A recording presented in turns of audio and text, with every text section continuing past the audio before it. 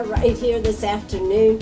Here we have another contender in the across the table from me right here this afternoon. I'm talking to Victor Kocher, and he is a candidate for the U.S. Senate. He is actually running against Lindsey Graham here today. So you are with the Libertarian Party. That's correct. Is that like live free or die? Well, yeah, I guess you could say that. Yeah. Well, that's that's New Hampshire's. We believe in small, limited government, and we like to err towards the individual more than giving power to the state. So. Okay. Well, you know, one of my first questions would then be, if you like, small, limited government. Yes. In truth, do you think there is any way to reduce the size of government in Washington, D.C.?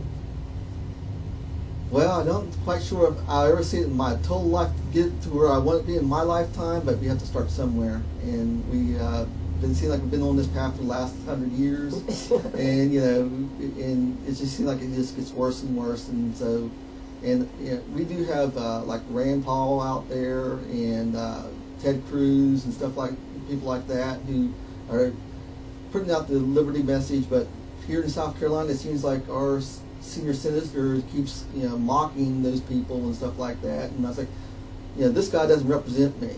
Mm-hmm. and I just saw what was going to happen, what I felt was going to happen in the Republican primary, so I just said, you know what, I'm just going to go ahead and throw my hat in the ring and see what happens. Sure. So, well, personally, I'll just tell you this, Victor. I was hoping when they had that there had been a runoff. I was really hoping for a runoff. And I only had one selfish reason because of this. Because as a radio owner, I like getting Lindsey's money. Just tell you the truth, okay? I mean, this is commercialism, and yes, he advertises on our station to get the votes, and darn, I was just so disappointed when there wasn't a runoff. But anyways, well, part of my question is, do you think that Washington, D.C., the federal government, has become so overblown, this is actually my belief, that it has taken on a life of its own? Well, I feel it got to the point where they just don't feel like they need to be held accountable for anything. And that's what, with the IRS and Scandal City. Scandal City, now with the CDC and stuff like that, you're like, who's in charge and who's handling these people, making these people be accountable? And I think sometimes our fellow employees forget that they swore an oath to the Constitution. Well, not even CDC, but the NSA. And it just seems like you all swore an oath to this Constitution, and it seems like the people in Congress don't seem to care to monitor that, maybe because they're not following their oath to the Constitution anymore. Maybe so. But I wonder if we actually moved Washington, D.C. and started over somewhere else. You don't move a bankrupt entity. That's I think they would probably do okay. But Mike Huckabee on one of his shows once said that he thought maybe moving it to Nashville and starting over would be a better idea than continuing, because I personally don't see how we can cut a large bureaucratic government that we have now. Well, I feel that term limits could possibly be one way, and also with the internet and all that stuff, they don't really need to be in Washington as long as they are now. I mean, they can do all their votes from home, and they can just go to Washington, D.C. for their committee meetings and do their, and stuff like that. So. Well, a lot of businesses have learned to deal that way. Well, that's right. That's right, with FaceTime and this type of thing. That's true. Exactly. But I don't see how you get from point A to point B. I guess. Well, that's you look at it as point A to point Z. I mean, what it is, you have to go to get from A to Z. You have to go start on B, C, D, and E, and all through that. Sure. So, and actually, one of the things I believe, and I've been saying this in my campaign, I don't believe we need an IRS, since we have each state has a tax department, and you pretty much are doing the same. I'm a small businessman. Well, I was a small. Right. I had to start talking in past tense. I was a small businessman, and I filled out all these forms. Right. And I filled out for the federal, and then I pretty much did the same thing for the state. And I said, why the duplication? Actually, you filled it out for the federal, and then you filled it out for the state. That's right. Yeah. So. And it's like, why is this why for the duplication? All we have to do is just send collect money twice. Send it all to the state, and then have the state send it up to the federal government. Okay. So that way you get at least one level of bureaucracy out of the way. Yes, but who would monitor the Affordable Care Act if we did that? I mean, the IRS is in charge of that. I believe that's a little bit unconstitutional too, but we will, But that's another animal, and hopefully we can change that since it's not really so far into that development. So I think sometimes you can, but also once you start something like a program like this, it is very hard because even though the people fight against it, eventually they become complacent and say, well, it's better than having nothing. I understand that. Yes. Yeah, exactly. Now, where are you from originally, Victor? I'm originally from a little town called Reeder, West Virginia. I grew up there. It's a rural community. We learned how to volunteer. We had a volunteer fire department. We had a volunteer EMS service and stuff like that. And and we just learned the community actually didn't have a local government. And no town council? No town council. And if we just volunteered to do everything. And when they need to raise money to buy fire engines and stuff like that, we just went to the town people and we collected the money until we got what we needed. And also we built our own fire department stuff up there with the donations and stuff. Wow. So how small a community was it though? Well, the town I lived in had population at the time was 500. And no, that's small. That's small. And then another town next that held the high school had 750. It was small rural communities. Yes, exactly. Well, then how did you end up in South Carolina? Well, my brother, who's an eye surgeon, he's an ophthalmologist. He started studying after graduating from WVU Medical Center. He went down there to learn ophthalmology in Columbia, and he stayed there. And then my second oldest brother, who's a dentist, moved down there and started bought out a practice and started practicing in Columbia. And then I'm the youngest. The second youngest brother is an electrical engineer from Michelin. So, and I guess I just followed the Wow. Okay. So you all have migrated down here. That's correct. Oh wow. We love the winters down here. So. How about your parents? My father is 90 years old and he stayed up there. They stay up there. And my mother is 85. Wow. Yeah. Oh. Well, and what have you done? I mean, what has been your vocation in life? Well, I have a master's degree in professional accountancy and from West Virginia University.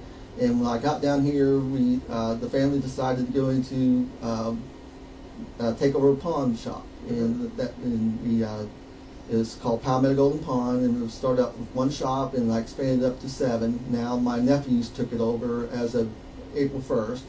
April Fool's Day, okay. Yeah. Okay. And I've been doing that for about 28 years, and that's where I got my sometimes what I call distaste for government, because I had to deal with a bunch of bureaucracies and dealing with some bureaucracies like now where did you get this from, and why are you doing this, and then you start putting pressure on and you find out that they were just doing that just to make you jump through hoops for no reason at all, and when you start holding them accountable, they kind of back up a little bit. So so that's well, that had to have been an interesting business. It was, yes. Mm-hmm. And I mean, but you're a young guy. You can still be doing that. I'm 52 years old. Now you're a young guy. I'm a young guy. You can still be doing that. Yeah. Well, it's time to after a while, after being in it for 28 years, I think it's time to start looking for other things to do, and I'm venturing out, getting some ideas. So. All right. Now what made you decide to run for the Senate? Well, as I said before, that I just feel that sometimes I don't think Lindsey Graham represents South Carolina. And then when I looked at the Democratic candidate, I said, well, that don't represent me either. And finally, at the filing period for parties was between March 15th and March 30th. So I decided, who can represent me more than myself? So I just went ahead and threw my hat in the ring, and I'm getting a small following, and so see what happens. So how have you enjoyed campaigning? Oh yes, it allows me to go all over the state, and I get to go through, get off the interstates and stuff like that, and be able to see what I call the real South Carolina. Absolutely. Hey, I tell you what, I'm here with Victor Kocher. He is running for Senate. He is running against the one and only Lindsey Graham. We'll be right back. Don't you go away. That's right. We're right back here, Sharp Facets Gallery. I'm in the studio right here in the back. Yes, I'm Ann Eller. I am talking with Victor Kocher. He is running against Lindsey Graham. He is a member of the Libertarian Party here in South Carolina. And Victor, I wanted to ask you what made you stand up and say, I'm going to run against Lindsey Graham? Well, it was a process. I mean, at one time, Lindsey Graham was the darling of South Carolina. But it seems like when he got up to Washington, he just slowly started getting to not representing us. And I think I took offense to it when we started talking about amnesty, and he pretty much called us bigots. And I was like, whoa, wait a second. That's not representative government. I mean, you're supposed to represent us in Washington. You're not supposed to represent Washington to us. Mm-hmm. And it's just like, I think he's been crossing the aisle too many times, and also with the advise and consent of the Senate for the judges on the Supreme Court. I don't follow his logic that because President Obama won the election had consequences. I mean, if that's the case, then Lindsey's re-election will have consequences, because I'm sure there's going to be more people who are going to be put on the Supreme Court who doesn't really want to follow the Constitution. And that's why I'm looking at, we need to follow the Constitution. Everybody there took an oath to follow the Constitution, and we need to start making held accountable for that. Sure. Well, I think it's fine to say that elections have consequences, but in truth, if he wants to put somebody in his cabinet, that is the president's prerogative. Well, that's the cabinet's one thing, but right. the Supreme Court is another. What I was getting ready to say is, but the Supreme Court has long-range consequences. But however, the person in charge of the Justice Department needs to understand that he's sworn up to the Constitution too, and he just can't do anything willy-nilly he wants to do. Are you talking about Eric Holder? Yes, ma'am. Yes, okay. All right. I thought you were talking about Eric Holder. Well, you said the name. I just, Well, hey, I don't have any problem saying names. That's right. Yeah, exactly. But, so what do you think about, there's been a lot of talk about gun control and whether we should have gun control, how hard it should be to be able to own a gun. What is your position, Victor? I am pro-Second Amendment. I don't believe that, being a pawn shop owner, and yes. I had to put people through background checks. I've seen how what I call a false negative, where someone could actually pass a background check, but that they just not been caught yet. Right. So therefore, it's making everyone feeling good that everyone's passing background checks. That's. Should we have stiffer background checks? No. So guns should be in the hands of anybody that wants to own them. Once somebody, has done their time, they should be able to protect their family and stuff like that. I mean, it's so just because felony criminals should be able to own a gun? Once they do their time, they should Yes. be allowed to. My opponent can't get near a gun. I mean, that's his. He can't get near a gun because he's a convicted. I don't want to bring that up, but see, his anybody within his family can't have guns in his premises. So I mean, it's like, where do how far do we take this? And we're finding out, even though we keep moving the ball down the field, we still have the problems. Mm-hmm. So I just don't think that's the answer anymore. So you believe that there should be no background checks? I think it's not worthwhile? No. It's not worthwhile? No. Okay. So we all should just be able to go out and buy our guns. Should somebody have to pass any type of test or concealed weapon permits or any of that kind of stuff? Second Amendment of the Constitution does not, it says, the rights of people to bear arms shall not be infringed. Okay. So. Are you a member of the NRA? I was. You were? Okay. But see, they, it's political. They choose not to evaluate libertarians, and I just recently found that out, and I was like, well, I can't. I am also a supporter of the gun owners of America, so I'm going to kind of go towards that group more now. Oh, okay. All right. So everybody should be able to own guns. Now, the problem is everybody should be able to own guns, even people that are mentally unstable. Well, who turns around and judges that? I mean, that's the point. Mm-hmm. I mean, we got to the point where they're starting to judge veterans now to be mentally unstable. I mean, they're asking questions. VA is asking questions whether they have guns in their homes, and sure. Why are they asking that? Who judges that? And that's what scares me. Okay. Okay. Now, if everyone was like me, maybe we'll start talking about it. But you got people out there who wants to go so far to extreme. And if we can trust these veterans to have guns when they were fighting for us, I feel that we can trust them, in civilian life. Mm-hmm. But that question is being asked now, and it scares me. I understand. I've heard that, and there doesn't really seem to be much reason for that question.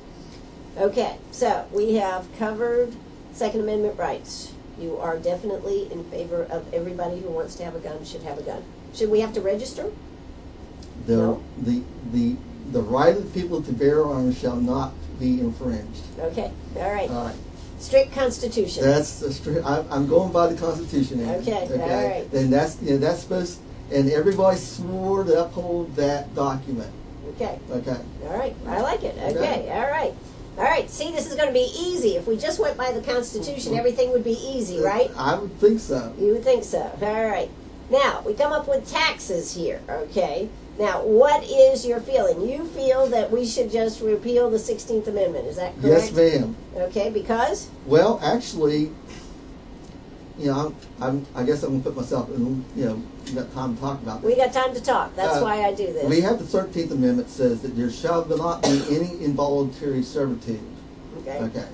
Then, well, yeah, paying taxes, that puts you indebted to the IRS. Yeah, Maybe you're right, Victor. So sometimes I think about, did they repeal the 13th Amendment with the 16th Amendment? Because if they get to the point where they start taxing at 100%, to me that is slavery. Yeah, it is. So, I mean, I think that, I kind of play these little mental games with myself sometimes, and I just feel that someone's production should not be taxed. Now, their consumption, that's another thing. And so you'd be more for a national sales tax? That's correct. Yeah. Mm-hmm. Or, until we, excise tax, maybe. Well, or, I mean, I prefer to have a national. We're in debt. Right. Okay. We need to get out of that debt, mm-hmm. and as soon as we get out of debt, we can just keep lowering and lowering that rate until it's down to bare minimum. Right. Well, I mean, there would always be need for funds because we have to keep the militia, the army, etc. If we also got the government back to where it should be constitutionally, I think we don't need all those funds to do it either. Right. So. Okay. All right. So we're going to repeal the 16th Amendment. We're going to have guns. You know what? You're right. We've taken care of everything here today. The likelihood of getting all these things done, though, Victor, I think is very, very small. But anyways, right now it is time for us to hear a word from South Carolina Radio News. We'll be back. Don't you go away. Are you a pirate or a pack rat? Do you have a vacation of a lifetime sitting in the attic? Or a college tuition hung on a wall? Or is a fabulous retirement hidden in your jewelry box? Bring those items to Sharp Facets Gallery. We can establish value and buy from you or sell for you.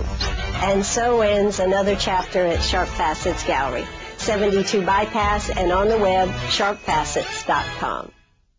Oh, that's right. It's Thursday afternoon, October 16th. There's not a lot of time left for Victor Kocher, which is my very special guest today. He is a Libertarian candidate running against Lindsey Graham. Hopes to be victorious.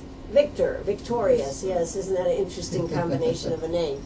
But, Victor, I know that that this has to be a very uphill battle for you. Oh, definitely. Yes. But however, it is a four-way race, and Lindsey is not polling above 50%.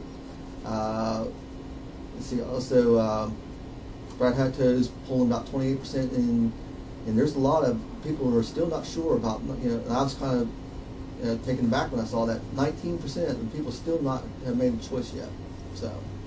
So anything's possible. I mean, Anything's possible. Yeah. There's one rule though that is kind of hard to break. The golden rule one, isn't it? Oh yeah, it's the goal makes the rules. Yeah, exactly. Well, with social media and stuff like that, those rules are being broken at times. So and a new day is coming, and I'm not going to say it's going to be happening tomorrow, but trends are changing, and with social media, it's easier to get your word out there and stuff like that. What did you think about Eric Cantor being defeated? Well, I kind of like to see it happen. I figured you would. Yeah. I mean, I hate to say someone wish bad on them, but when you get to Washington and you start arrogance starts kicking in and stuff like that, it's time for that's why I'm for term limits. Okay. What do you believe in as far as term limits? Well, there's two proposals out there. I believe that the senators should be limited to 2 terms. That's 6 years, so that's 12 years for them.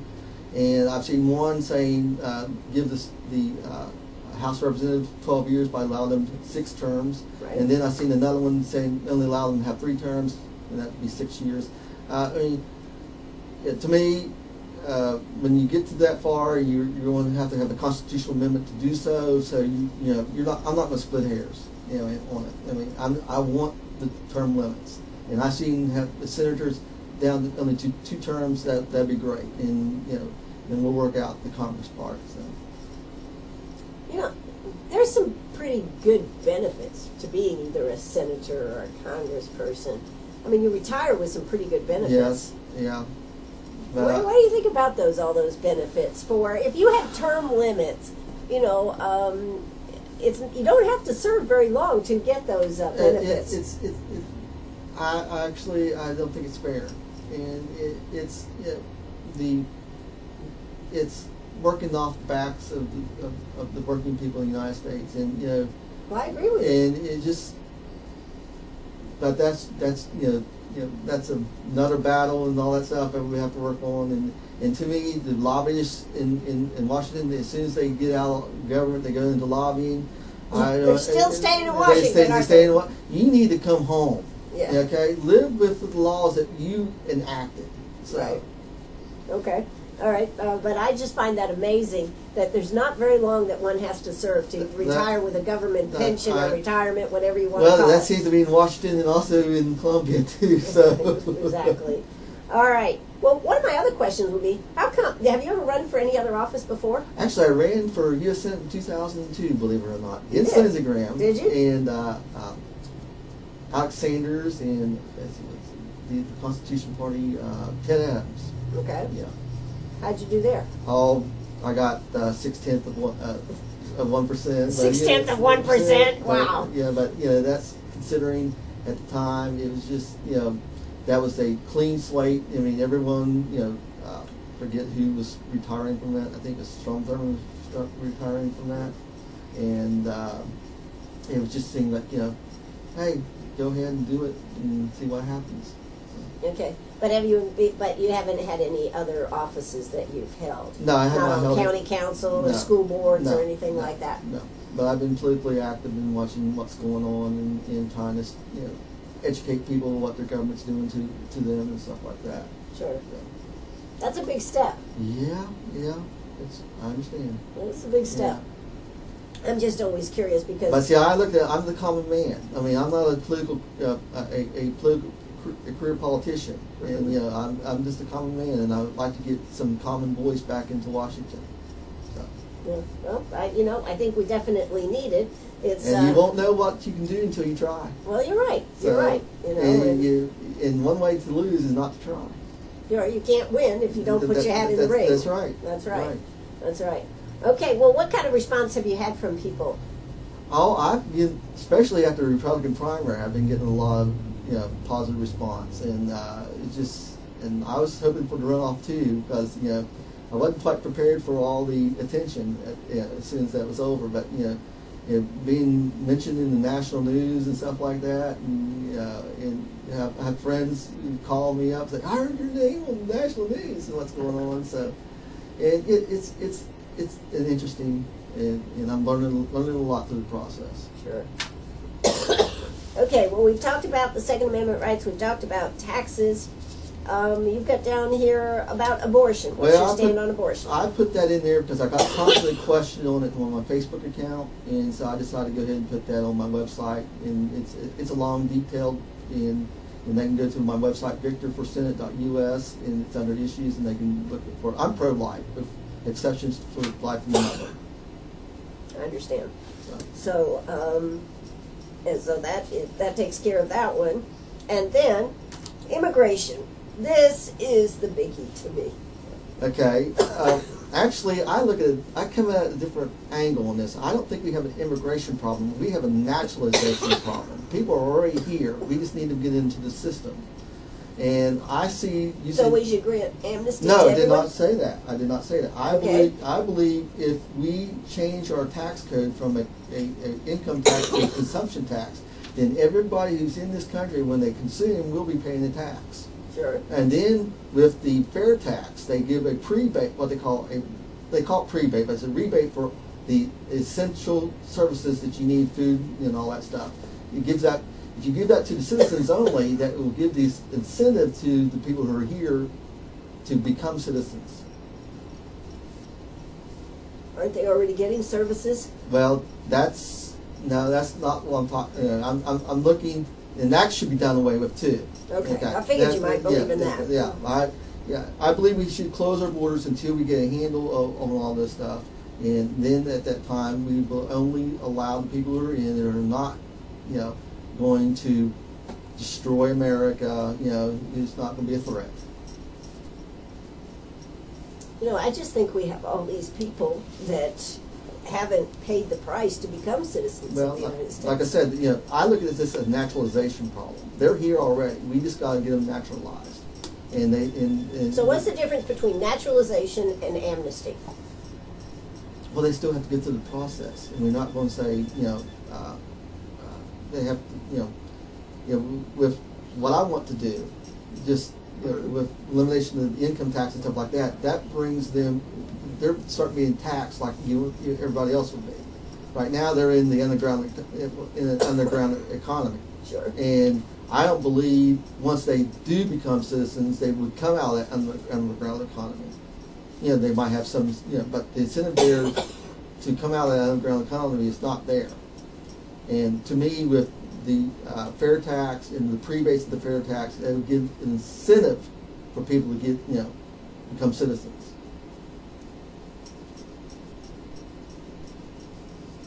So we could afford to have all these citizens. Well, I know that sometimes Americans not taking the jobs that they should be taking. Right. And this is a free market economy, and you can't. To me, if you get rid of the welfare benefits and all that stuff. Another thing too, I answered a questionnaire from one of the stations in the upstate. They was asking about my welfare position. I don't believe that welfare benefits should pay more than what they make on minimum wage. Actually, I pretty much said 90% of the minimum wage, 40-hour minimum wage job, 9% of that. So that gets them people the incentive to get to work. That's right. I'm back. I hope I'm going to stay here. That's right. I'm Ann Eller, and I am here with Victor Kocher here today. Victor, we were just talking about illegal immigration, what to do about the situation. And, I want you to explain to the people one more time what you're actually saying, because I'm not sure even that I understand it. So would you like to go through that again? Well, there's several things here we was talking to during the break. It's not that I want to give them amnesty. I want them to go through the process of becoming a citizen. And to me, if you switch the tax code from income to consumption, everybody will pay a tax when they consume. when they go to Walmart and buy things. Everybody will do that. But the prebate will only go back to citizens who get money back for the essentials of property level. So that gives these people who are here, already here, incentive to become citizens. That's number one. And during the break, we were talking about all the children coming across the border. Well, yes, and I like to put in my opinion out there. There's two things we can do. We can take care of the children and then lower the foreign aid that we were giving to those countries. That's number one. Or we can have the children, take them to the embassies to the country where they came from, and say, you deal with them, you get them back home. Okay. You know, that's an interesting idea. So, yeah, and I've always started learned years ago that sometimes you have to look at things from another angle to get the answers. And you know, and I'm just letting people know there are other answers out there. We don't have to accept the answers they're given to us from government. Now, what about the borders? Should the borders be sealed? Well, we do have. What do you mean by that? Sealed. I mean, we shouldn't have illegals coming into the country. Our borders are very porous. On the southern side, they're coming right through, left and right. Okay, and to me, I believe that we should have a border. Make sure this does not happen. Okay. Okay. Whether it's border, whether it's people, or a fence, or whatever. Right. Okay. And it's, and I just don't understand it. I have doors on my house. Well, the White House doesn't even lock their doors now. We saw that. Well, it just seems like that you just don't allow people to come through your windows and stuff like that. If someone starts coming through your window, I'm going to shoot them. Right. All right. Right. And you're allowed to do that. That's right. So it's not. I'm just looking for a better option. A better option. Yeah. Mm-hmm. So, okay, so we should be able to, we should seal the border. Yes. That's number one. And only allow people who are not a threat to come through. Okay. Now, one of the problems that I think we're developing is that when people used to immigrate to this country, they became Americans. Yes. I mean, we still would have our Chinese or our French or our German or Italian, right. And we'd have little Italy and places like that. My great-grandfather immigrated from Germany, but also during that time there was no income tax system. Yeah, but my point, but my point is, and the welfare system wasn't in place back then. Absolutely. It's just like But my point is, we are losing America. We are losing what America has stood for, and the respect of people coming into our country and respecting the flag and respecting our country. I want to put something else out there. There is a worldwide libertarian movement, and they're adopting our values. Okay. Okay. So I see hope out there. I mean, we had a I forget how old she was, like 23-year-old girl from Russia, who was at our national convention, telling us about all she was doing, and she was getting under Putin's skin. And I'm like, well, if she can get under Putin's skin, I can run against Lindsey Graham. Okay. Right. Yeah. So it's starting to kick out that the younger generation is starting to understand that big government's not helping them. That's right. So. But no, I just think that we used to have a code, and we were whatever nationality we were. That's right. But we were Americans first. That's correct. And I think we're losing some of that, and I think that's a shame in our country. Yeah, I understand. And because we are losing that cohesiveness that brought us together as a country. Mm-hmm. Now, libertarians, what do you feel about what's going on over there in Iraq and Syria and all that? I mean, libertarians, aren't you the ones that say, don't get involved outside your own walls here?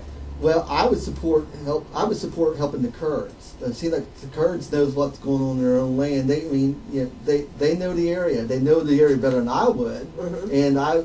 And I found out that our State Department is blocking their oil sales and also blocking for them to buy weapons. And I just can't understand that. Okay. And so, to me, self-defense that's a natural right. Self-defense is a natural right. Right. And they should have that right to protect themselves. We shouldn't have somebody from clear across the world tell them what they can and cannot do. And I believe we need to support people like that. Do you think ISIS is a real yes, threat I do to the United States? I think ISIS is a threat. Mm-hmm. And it's just that how to handle it. There's a lot of ideas out there, but however, I just don't like. So should we be involved? Should we be involved with helping? Well, a year ago, we were going to help those people go fight against President Assad in Syria. Right. Now, what happened? Are we schizophrenic here? I mean, now we're changing side and saying President Assad's a good guy now. I mean, we got policymakers, and sometimes I think our policymakers got people around them who's giving bad ideas, mm-hmm. and they need to come out and get away from Washington and find out what common sense is again. Well, And, all our lawmakers go home for periods of time to talk to the folks and get the folks' opinion. I'm sorry, Lindsey Graham's been going on news programs more often than he's been coming back to South Carolina. So I think he's campaigning pretty hard. Well, he has to now. Okay. He has to. Okay. So. But I really thought that libertarians thought that everybody should fight their own battles. Well, that doesn't mean I can't help them. Okay. Okay. I mean, you got. So you believe in the airstrikes we're doing? I don't think I think it's a good start, but Should we put boots on the ground? I'm not quite sure I'm going to go that far. I mean, if you want to hire mercenaries to do all that, and like I said, if we help the Kurds out, people, they're already there, mm-hmm. and I'm sure that these people the ISIS is terrorizing, but would like to have some, be able to fight back, mm-hmm. And give them the guns and teach them how to do it. Okay. We could send the visors there. We don't have to put, and have them, and help them out. I'm kind of the opinion. I think we just ought to get over there, get it done, and get it over before they continue to expand. The problem goes back to 1916, though, Ann. I mean,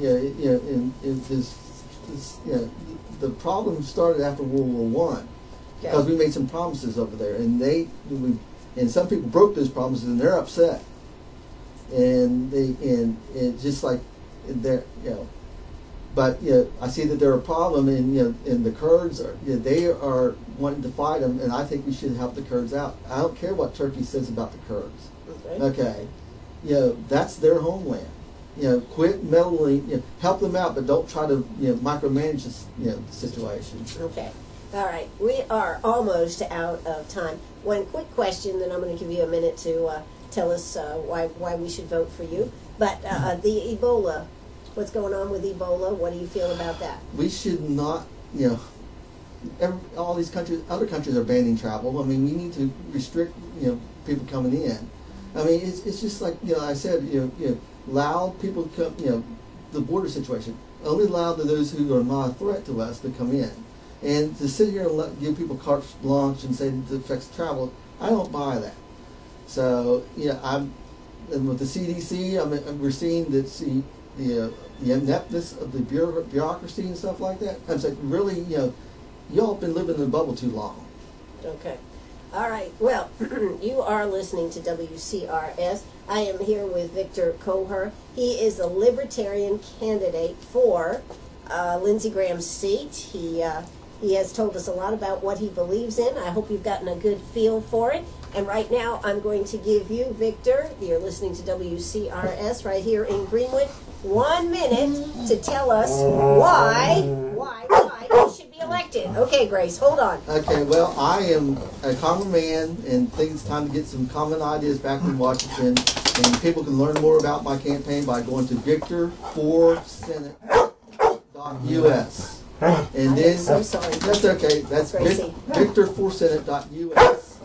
And then you'll be able to go to my Facebook and you can follow what I really believe in and stuff like that and get an idea of what's going on in my campaign. All right. Well, I think Gracie is for you, Victor. She's getting all excited here. This is WCRS. Bye-bye, everybody.